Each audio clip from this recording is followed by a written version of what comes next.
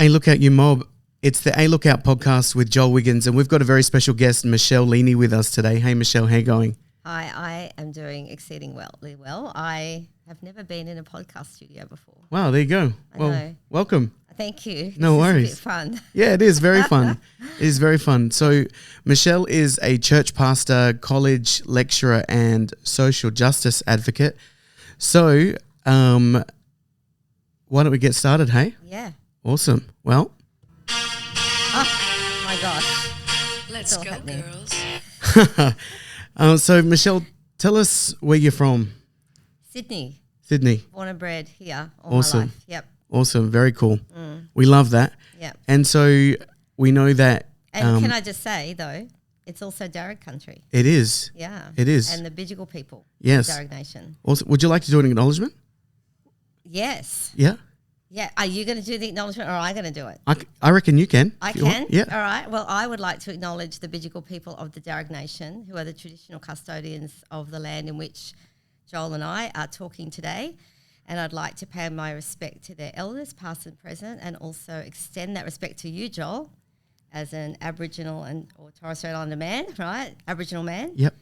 And also anyone who's listening. Awesome. Thank you so much. That's okay. Yeah, awesome. So tell us a bit about what you do, pastor, lecturer, social justice advocate. Kind of unpack that for us. Oh, yes. So I was first a pastor before I was a lecturer, although I've always been a teacher. This is very confusing. I have a creative background. Yep. I've been a part of our church, Hillsong Church, for 36 years. Yeah, wow. And in that time, I have been a creative pastor, creative leader for many, many years. And then during that time, started teaching in college in the creative space.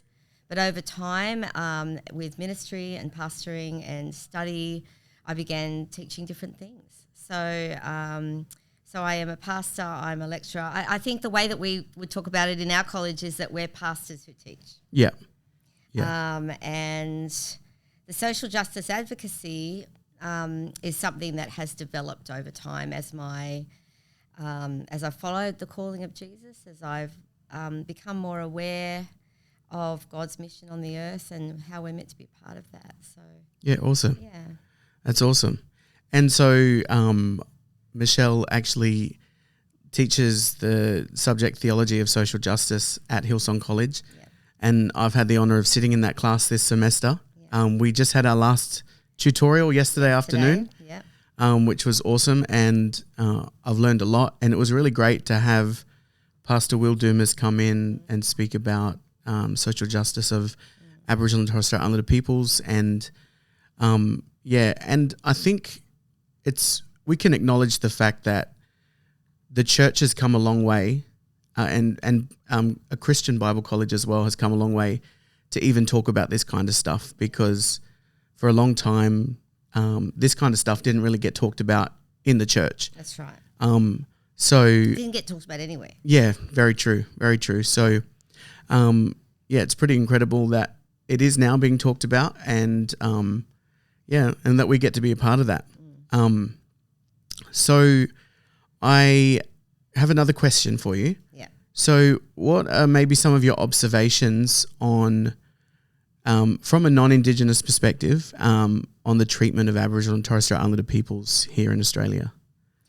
I really think I did get that question ahead of time, and I reflected on that for a little bit because I hadn't been asked it quite that way before. And but I think that the only way I can even approach that question is to start with history, because I think it was through my beginning to understand the history that was really a very impacting thing, deeply impacting, because obviously the horrific treatment of Aboriginal people and Torres Strait Islander people in this nation has been from the moment of discovery. And that discovery was prior to that, other countries, of course, discovered the land, but it was the British, Captain Cook, and the arrival then, the declaration of Terra Nullius, that it's a land of no people, which we absolutely know is not true. But it was the British, and my heritage is British, Scottish, Irish. So I really felt that quite deeply in terms of my own, I guess, feeling that I was somehow responsible for that, and that my people certainly was responsible for harming your people. But then over time discovering that this treatment, this history has gone on for 250 years. So that first one of discovery that there's no people here, or that the people that they see are in a state of nature and so not qualifying as people. Then moving on to the frontier wars, which went on for over 100 years with the massacres and with the dispossession of land, and then moving on to the assimilation and segregation era, where we're seeing Aboriginal people put into missions and everything like that. And by the time I was born in 1962, I did not ever encounter any Aboriginal people or see Aboriginal people. They were invisible to me. I was taught or led to believe they were living in the bush somewhere, having a beautiful life. But then when there was the protest of land rights in the 70s, as I was moving into my teenage years, then I began to be aware that something was really wrong with this picture. And so all of that, when you think about the ongoing trauma, I mean, even in the period post the protection and segregation eras, the assimilation period was also the period of the stolen generations. And really it wasn't until the 1967 referendum that anything started to turn a corner.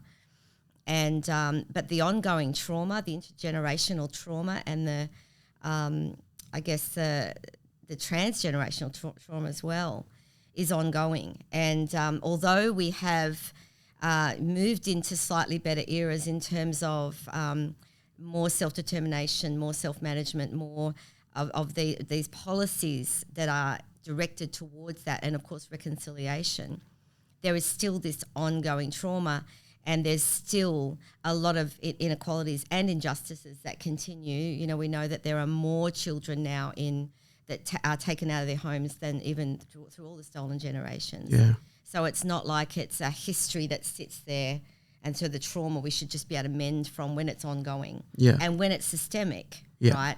And we know that there are, this shows up in many different ways with inequalities in things like health outcomes, educational outcomes, much higher in incarceration rates. You know, Aboriginal people and Torres Strait Islander people are 3% of our country, and yet 27 times more likely to be incarcerated than someone who is not Indigenous. And then there's, you know, just many other traumas and life expectancy. So we see a lot of these injustices, and the fact that all of these things collect together to cause a lower socioeconomic status in general, and the deprivation of cultural rights. Oh, look, I could go on. There's a lot there to unpack. You know, there's obviously, we see some great hope. There's some progress that we see made at times. Some of those gaps, inequality gaps, are closing over time. Life expectancy is the gap is closing, but there are other things that we don't see progress on, and that's really heartbreaking. Yeah, for sure.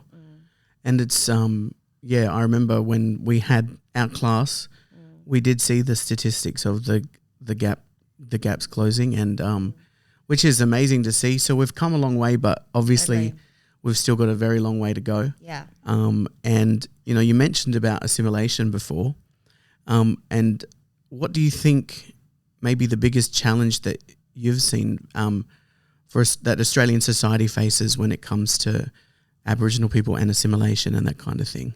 It's a bit of a big question, bit of a tricky question. Yeah, I think Australia has different perspectives of its identity as a nation, right? And depending on your background, where you come from, how long you've been on this land, you might answer that differently, right? So some would say you need to be, really it's the assimilation period of former years carrying on in culture, and where there's this everyone's welcome, but you have to be Western or like us. And this idea, but those same people might have an issue with multiculturalism as well, where you come here, but you can't have your former culture. You know, just live like us, be like us, speak like us, have your cultural practices like us, and it'll be okay. But there are others who don't see it that way, who are quite celebratory of our multiculturalism, of our First Nations cultures, and I think there's a lot of diverse perspectives there, and we see that show up in our discussions, in our policies, in elections. Yeah, for sure. And I think as well, you know, we've got a lot of, as you mentioned, like based on your circumstance or where you're from, or people have different perspectives. I've found that even in our culture, there are different perspectives about our culture and about that, you know, things like that when just within our communities, you know. And yeah, different Aboriginal people have different views on certain things, and just because we might be the same culture doesn't mean we have the same beliefs and we agree on everything, you know. But everyone's experience is different, right? That's right. So your experience in an urban environment might be different to mob that are in a different cultural context or a different, you know, part of the state or the country. And so their engagement, their experiences, and the way that they are engaging, because culture is not static, it's dynamic. So we know that this country had close to 500 languages and peoples, right? And so all of those were already different, and now you have this connection to colonisers, to just other cultures all starting to mingle, multicultural, and that's all going to have an impact on each other's culture. And so everything's always moving. For sure. You know, you get people together from different parts of the state or the country, and they will culturally, from their experiences, from their practices, from their family, from all those things, they will respond and have different views on things. That's just for sure the way it is. For sure. And you mentioned about urban versus, you know, remote communities. I remember last year, so I'm definitely urban. You know, I grew up in the southern suburbs of Adelaide, and I last year in October I went with Pastor Will to an Aboriginal station called Murrapore in Western Australia. And it's about 300 k's north of Kalgoorlie, 1,000 k's from Perth.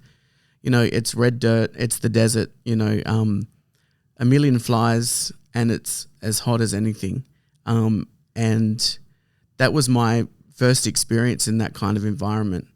And it was a bit of a shock for me, you know, because I'm the type of Aboriginal who, you know, has always had an iPhone or something like that, you know. And definitely live, I would say definitely live a very Western lifestyle. And so for me to go out there for 5 days with no phone service, you know, absolutely disconnected from the rest of the world, but to be with community there was just incredible. So we were there with Uncle Greg and Auntie Carol Stubbs. They run the mission out there, amazing people. We were there for their family camp, and just the conversations that I had with community there was amazing, you know, getting to know the mob out there. And, you know, the nearest town was like 65 k's away. And I remember one of the days we had to go get milk, you know, so we had to jump in the car, drive 65 k's each way, go get milk. But it was an incredible experience. And I think, you know, just that's something that I think I would encourage other Aboriginal people, maybe if you have grown up in urban areas, to really, you know, go out on country and have those cultural experiences, because, you know, I think it opens our eyes to see how other communities live and have lived for generations, you know, and it's it's just really it opened my eyes a lot. It was and they have you told your listeners about the 5 stones? Not yet. before? Because that would be a good way for them to do that, wouldn't it? It would. Find It would, yes. a good avenue. Yes. If they really wanted to do that. Yeah, for sure. So 5 Stones is an incredible leadership program run by Australians together. So Pastor Sandra Dumas, Pastor Will's wife, she is the elder that kind of heads that up. And so I will leave the link in the bio of this podcast on social media so that you can click on it. It's Christian focused. It's an incredible, like absolutely incredible leadership program. I haven't done it yet. And I've only heard very good things from people who've done it. Yeah, for sure. Yeah. And Pastor Will and Pastor Sandra keep saying to me, Joel, we want you to come and do 5 Stones. Yeah, and I'm absolutely going to. When I finish my Bachelor of Theology, I will definitely go and do that because I know that I will benefit a lot from it. So if you're watching, listening today, you're Aboriginal and you're a Christian, I think it would be an incredible thing for you to do. So as I said, I'll leave the link in the bio for that so you can go check that out. And so we come to a pretty touchy topic now that caused a lot of division, I would say, in our nation. 2 years ago, in October of 2023, we had the referendum and the nation was asked to vote yes or no for the voice to Parliament after the Uluru Statement from the Heart in 2017. I think, as we've discussed personally, but also in our class, it caused a lot of confusion. A lot of people had a lot of misinformation, a lack of education around it.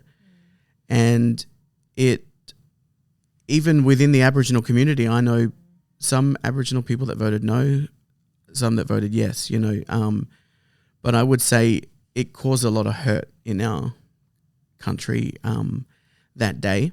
And I remember Pastor Will saying in our class that a lot of younger people were affected more because I guess they had a hope that some things would change. Yes.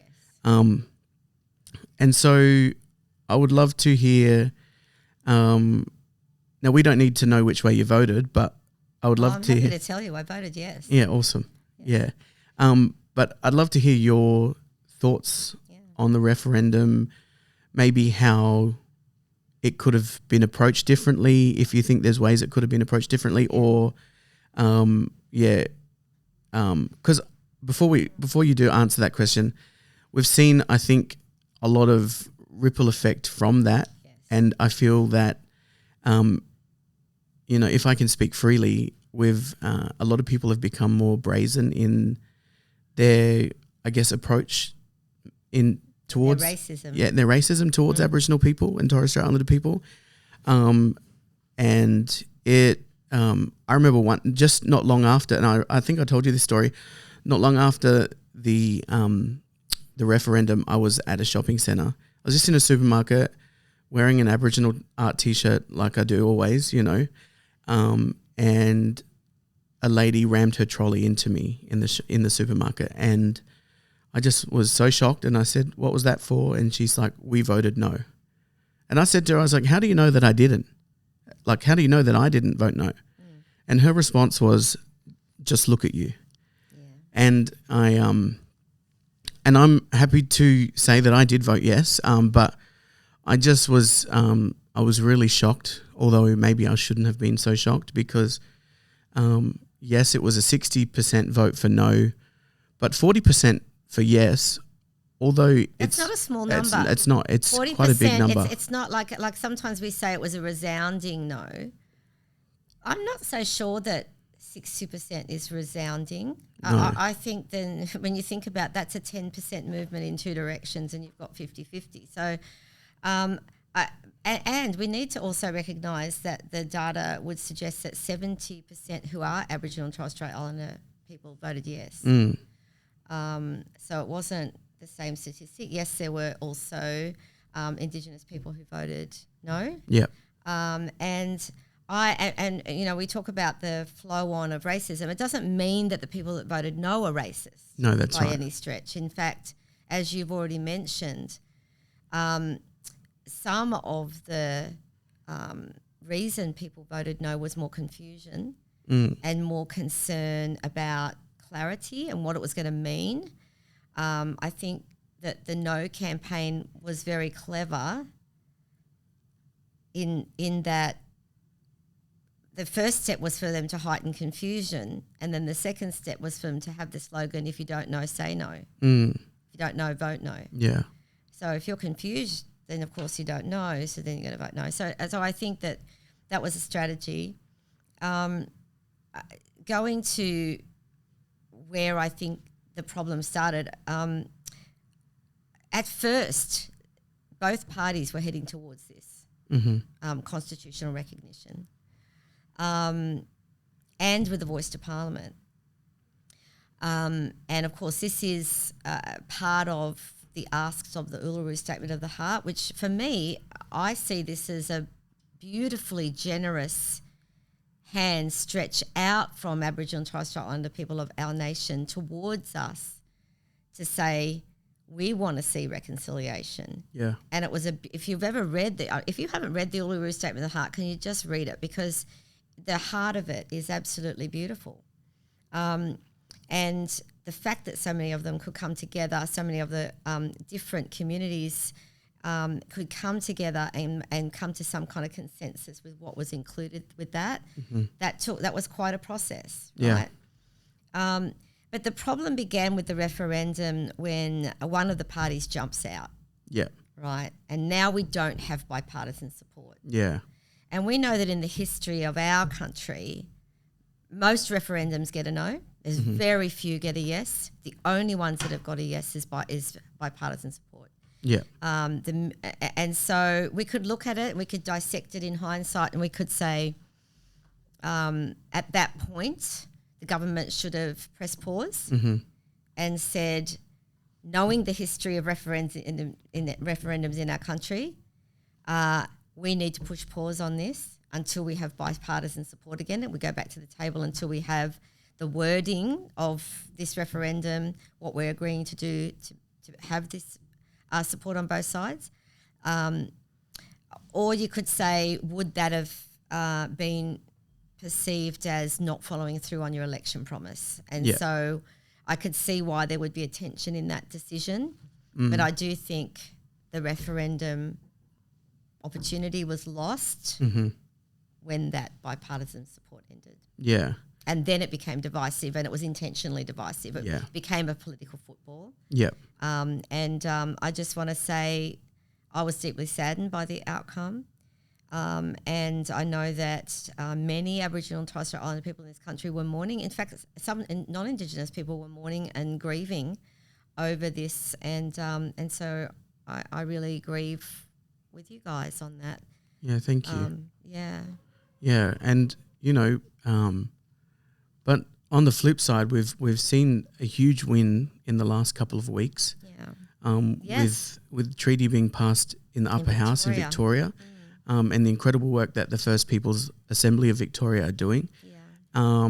And I know some people that are a part of that, which is amazing. And just, but people always say don't read the comments, but I'm the sucker that always reads the comments, and I know, and I really shouldn't, because sometimes they can be upsetting. But it's very wounding. Yeah. One comment that I saw over and over, because obviously all the news outlets in Australia posted about this treaty being passed in the upper house on social media, and one comment that I saw consistently was, "We voted no," Yes. but we voted no. Yes. This has absolutely nothing to do with the 2023 referendum. No, because the referendum was nothing to do with treaty. No, that's right. The referendum was simply, do you want to have constitutional recognition of Aboriginal and Torres Strait Islander people with a voice to Parliament? Yeah. And the voice to Parliament, people think, we're confused over that. Yeah. The voice to Parliament wasn't even... it didn't actually have any power. It was consultative. It was, we want to be able to have a voice where you just have to listen to what we have to say about matters that directly affect our lives. Yeah. And that's it. Yeah. And of course, that really aligns with self-determination. And in fact, international treaties we're a party to, the Indigenous rights treaties, that we believe in self-determination. You know, we back that. We've signed up for that as a nation. Yeah. That people should be able to have some kind of say into the making of policies and laws that directly affect people's lives. Yeah, that's right. Yeah. It's like that famous saying, nothing about us without us. Yeah. And so, yeah, thank you for your insight on that and sharing about that. It was it was definitely a dark day in our nation's history, and it still obviously has effect now, but we can always hope for a better tomorrow. And that's what I love. You know, can I just say that what inspired me the day after No was when I saw what the Yes campaign director wrote. I can't remember the name of that person now, but wrote that it was a message of hope. The day after, you know, we're going to go into a week of silence on this. Yeah. People are hurting, but we'll move to the next thing. We will not keep, you know, fighting for reconciliation and for a better way forward for the Indigenous peoples of our country. Yeah. And so that hope lens is absolutely critical. And we know that, don't we? Yeah, We've been talking about that a lot in our theology of social justice. Yeah, for sure. That if you don't retain hope, you really can't keep engaging in spaces like this. You need to step back for a minute, find your hope again. That's right. Because we will find a better tomorrow. We will build, and from a biblical perspective, you know, we're believing for His kingdom to come. And not only did Jesus say His kingdom has arrived, it's a now and a not yet, right? So it's arriving kingdom. Yeah. And so we know that there is going to be a completion to that. But in the meantime, He calls us to work with Him, follow Jesus as we see His kingdom established and build for the kingdom, and that includes justice. Yeah, for sure. And Scripture says hope deferred makes the heart sick, right? So we need hope. And that's one thing that I can say about our beautiful cultures as Aboriginal and Torres Strait Islander peoples is that we're resilient. Yes, you know, absolutely. And, you know, we've obviously faced a lot of setbacks and knockdowns, but we keep getting up and we'll keep keeping on because that's who we are. Yeah. And so we've come to our last question, and this is more of a personal one for you. Why do you advocate for our people?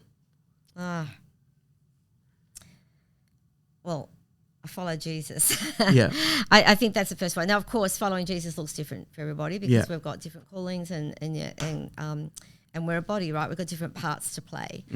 But certainly when I look at who is Jesus, who I am a disciple of, He is my teacher, He's my rabbi.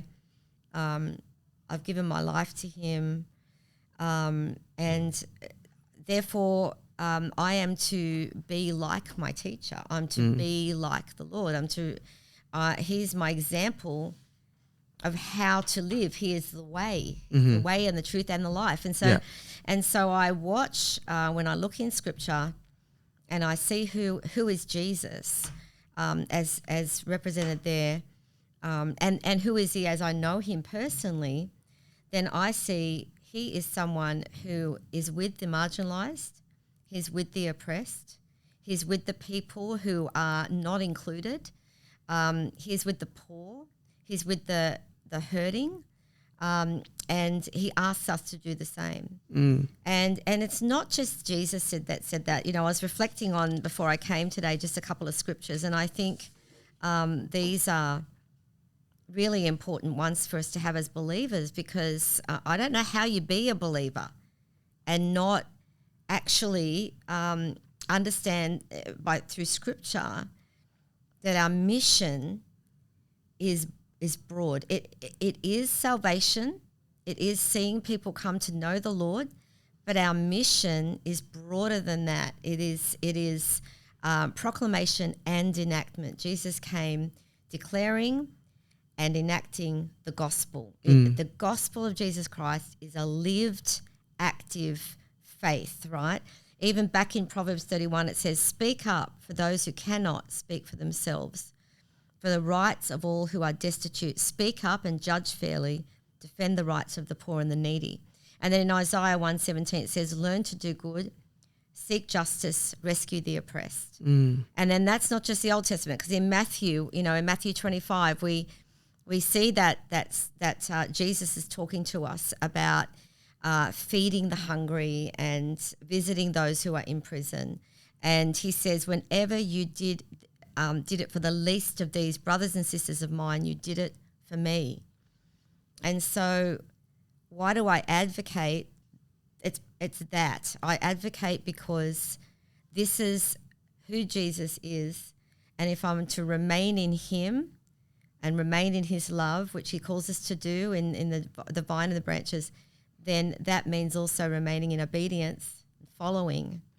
And there's another practical reason why I advocate, and that is because only 3% of this country is Aboriginal and Torres Strait Islander. If they don't have non-Indigenous allies, there will simply not be enough political persuasion. There will not be enough societal influence. Yeah. And so we need to work together. And it's not just being allies for me, because while I said before I didn't know any Aboriginal people or see there's this invisibility of Aboriginal people when I was growing up in Sydney, I now am very privileged to have many Aboriginal and Torres Strait Islander friends, some who are very close friends and some who I would even consider family. And you know what? Family doesn't leave. Yeah. And so I'm in it. Yeah, awesome. Yeah, awesome. Thank you so much. And so I've got 3 rapid fire questions for you now. Yeah. These I'm not ones, necessarily good on these, by the way. No, that's okay. That's So fine. if I got deer in headlights, you might just have to move to another question. No, that's all right.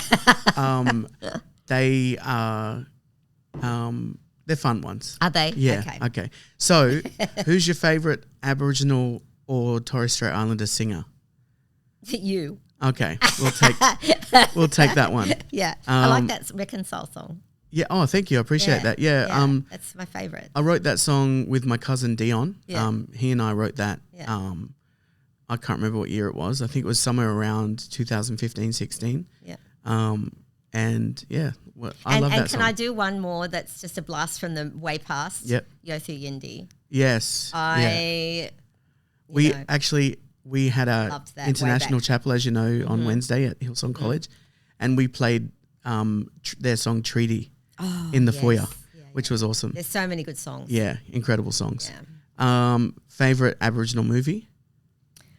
Rabbit Proof Fence. Yeah, nice. Yeah. Yeah, it's a big movie, deep movie. Yeah. Yeah. Yeah. I think it was the only reason I say it's favourite, because it's actually quite dark, is just because it really helped you see the people. Like whenever you think you see something in film, you see lives, individuals, and your heart actually can connect. Yeah. Yeah. Yeah, for sure. And I don't know if you have one, but do you have a favourite Aboriginal athlete? Kathy Freeman. Oh, yeah, absolutely. See, I'm showing my age. I'm going back to old things, but you know what? The torch, Yeah. Olympic torch. 2000 moment. Olympics. Yeah. I was 10 years old then. Yeah, for sure. Yeah. Awesome. Well, thank you, Michelle. Thanks for being on the podcast thank today. you for having me, Joel. No worries. It was a real honour to Always have good you. to chat with you. Yeah, you too. Yeah. Yeah, definitely. Although we've got our water, I probably should have had a coffee. No, it's all right. No, that's all right. That will come next. Yes, that's right. But yes, thank you for joining our podcast today, the episode 3 of the A Lookout podcast with special guest Michelle Leaney.